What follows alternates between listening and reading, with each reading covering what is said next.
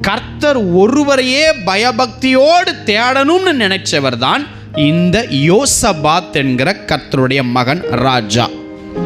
பாருங்க, தேவன் என்ன பண்ணாரு, இவர் உண்மையும் உத்தமத்தையும் பார்த்து ஐஸ்வர்யத்தையும் கனத்தையும் மிகுதியா கொடுத்தார், மிகுதியா தந்தார்.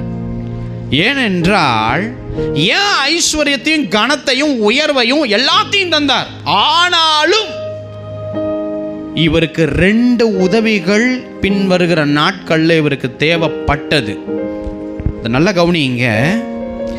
கர்த்தர் ஏன் எல்லாத்தையும் இவருக்கு அள்ளி கொடுத்தார் அப்படின்னா, கர்த்தருடைய வழி, அவருடைய சித்தம், அவருடைய திட்டம், அவருடைய ப்ரீ பிளான் எங்க இருக்குதோ அதை தேவ மனுஷன் கிட்ட போய் விசாரிச்சுட்டு அதுல தான் நான் நடப்பேன். அதாவது கர்த்தர் எந்த வழியில நிற்கிறாரோ அந்த வழியை எனக்கு பிரியமான வழியா நான் மாத்திக் கொள்ளுவேன்னு சொல்லி இந்த யோசபாத் ராஜா கர்த்தருடைய அந்த வழிகள்ல வாஞ்சையா இருந்தார்.